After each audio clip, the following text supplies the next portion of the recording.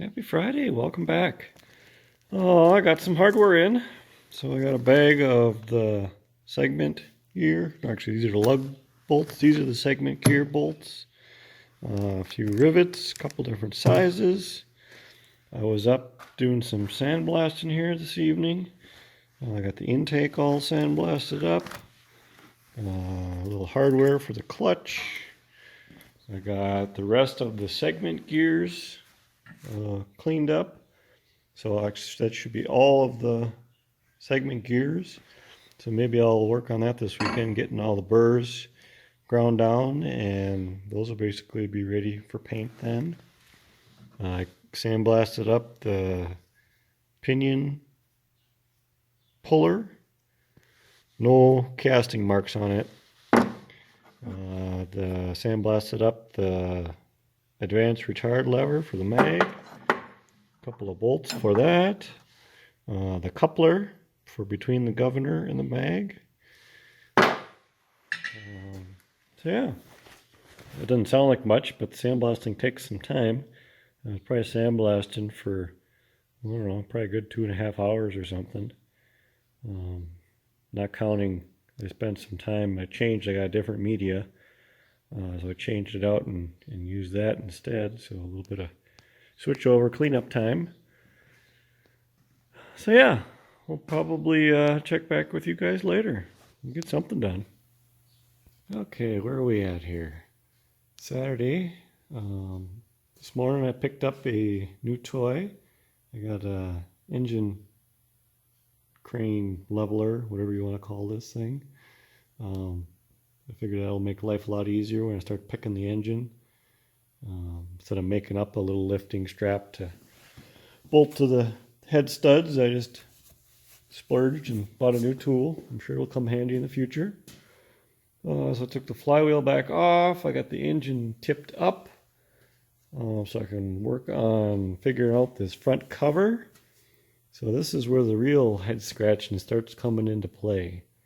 So I got it roughly in place. I got a few long bolts in just to make sure everything was lined up where it needs to be. But one way or another, something needs to be machined because I'm not even sure exactly what's what here. Okay, so I'll try to explain. So, like I've said in the past, this block was a power unit engine block, not the original Allis block.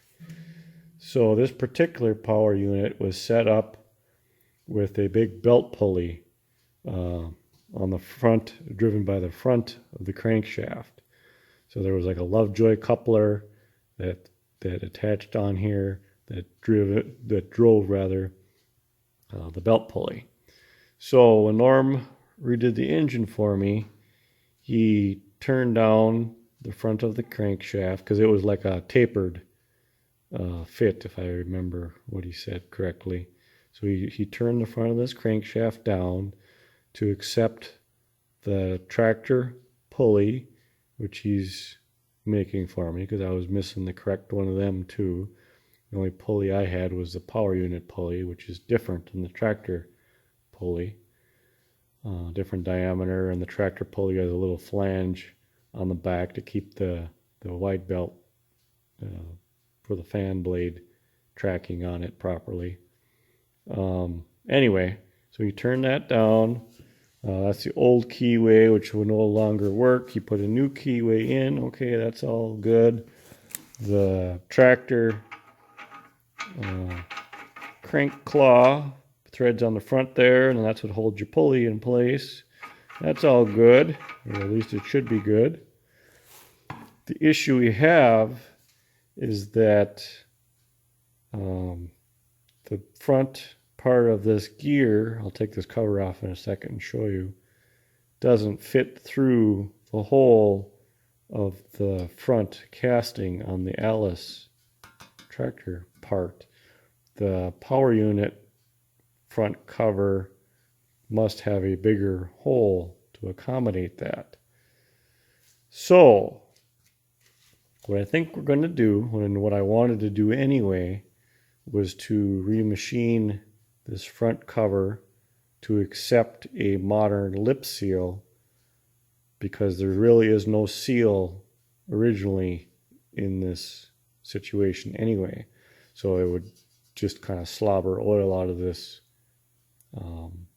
as it was originally, and I really don't want that. I'm trying to keep this thing as leak-free as possible.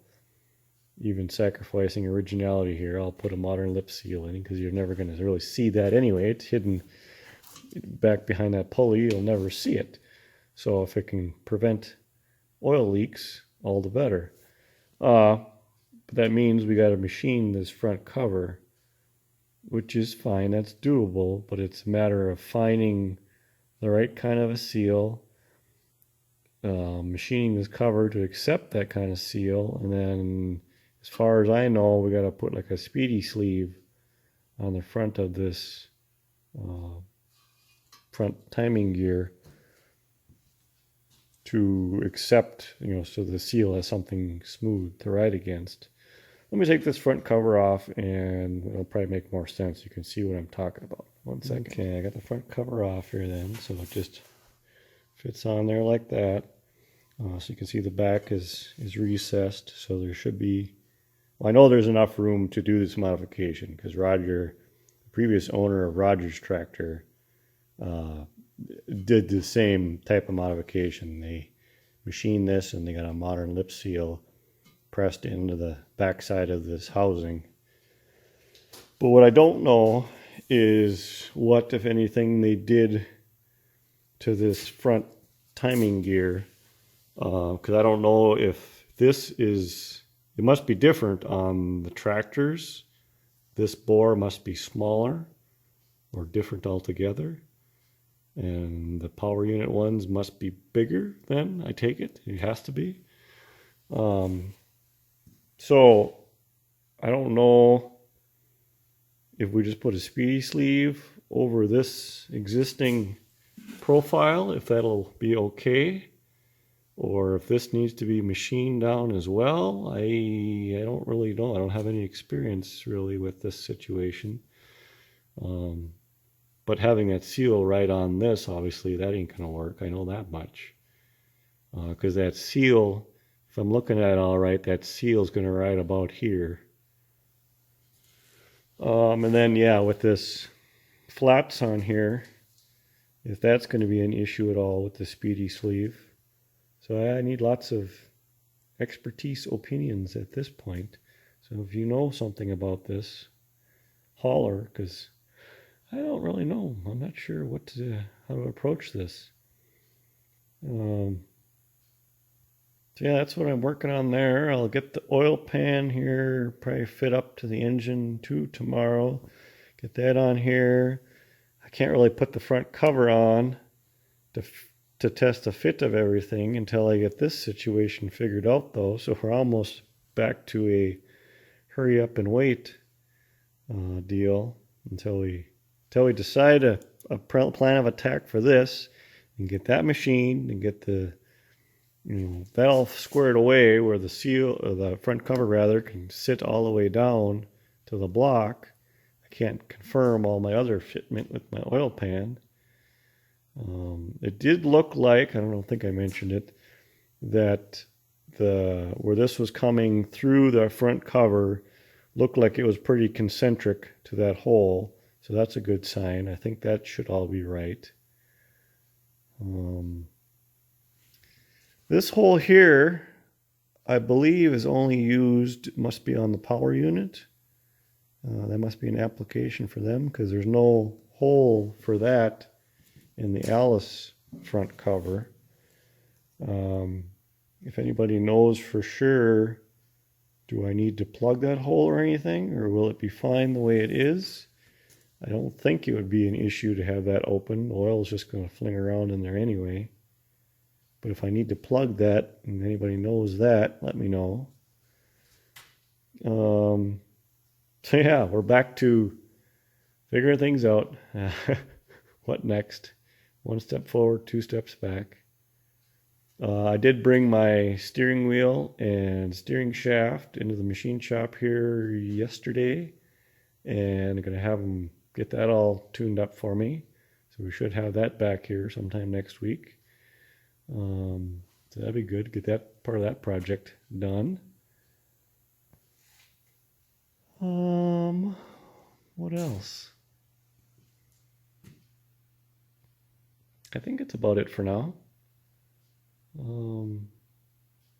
Yeah, I'll probably call our day here. We'll get something to eat. But I'll be out again tomorrow, and hopefully we'll get some more done. Today on Boring Jobs, we have straightening out lugs. So I've been working on that.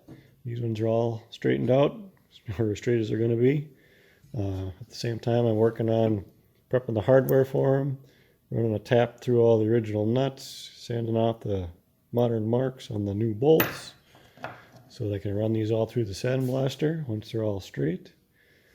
I'm not sure what to do with this whole seal thing. Did figure out a little bit more on further review and talking with a few friends last night. This, we believe, I'm pretty sure, is threaded on the crankshaft, hence the flats. And it's actually a separate piece from the gear, which would make perfect sense. I don't know why yesterday in my mind I had it was all one. So knowing that, I think it's an option that we could remove this, turn it down to the proper size for a new seal, and or put a speedy sleeve over it, depending on, if we can take it down to the bottom of these grooves or not. As far as how to go about putting it back on there, I'm not sure, because we would eliminate the flats for your wrench then if we turn it down. So that's something we have to consider. I'm not having a ton of luck finding some type of like a lip seal with a flange on it. I think would be what a guy would want here, where the presses into the bore and then it has a little bit of a flange to locate it against the back of that, so it doesn't work its way out. I don't know. So I kind of gave up looking for that at the time. For the time being, I'll have to get back to that. But I wanted to get something done, so I went back to lugs. Sometimes you just, you want to get something, looks like you got something done. And sitting in the recliner researching, Googling lip seals, doesn't feel like I'm getting much done. So straighten out some lugs instead. At least that way by the end of the day looks like I have something done. So I'm going to continue on that. There you go. Some hours later, we got all the long lugs straightened out, all the hardware figured out, except for the one more we got to make that was missing. I have to get a piece of angle iron yet. So now we got to do the whole process again with all the short lugs. Although these ones should be much easier because they're littler and they're much less bent up. But it's still going to take a little bit of time to go through them and clean off all the heads of the bolts and get them all ready. So yeah, we're making progress. I think it's about it for this week though. About time to clean things up a little bit and head back home, and we will continue next week. Thank you all for watching. If you haven't hit the old subscribe button, make sure you hit it. Thanks. See you guys later.